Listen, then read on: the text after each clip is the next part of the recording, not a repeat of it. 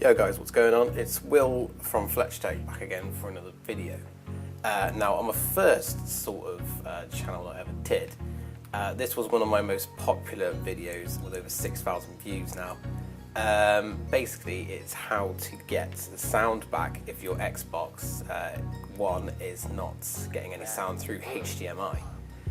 So basically the way to do it is go to settings, and then you want to go to your display and sound and go to your video output, and in your video output you will see that your TV resolution is in there at the moment, and you can set this from 1080 to 720 if need to be, but what you want to do is go to advanced video settings, and you'll see your TV connection says auto detect recommended, and what you can do is you can set this to HDMI and it will say yeah, use manual settings.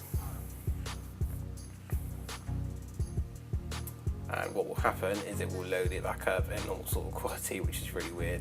You can get it, but if you go back and you need to set your TV resolution from 640 to 1080, it will go back to the 1080, and you just say yes to that, and that should be your sound back. That's what happened to me before. When I had no sound, and this is how I fixed it. But there is one thing to note when you do this.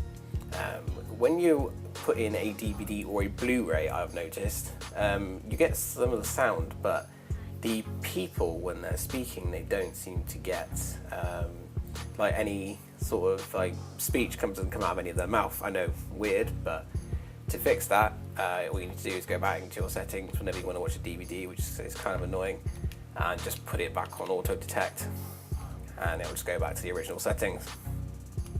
But that's it. But if that doesn't work for you guys, then please let me know in the comments and I'll see if I can sort you out.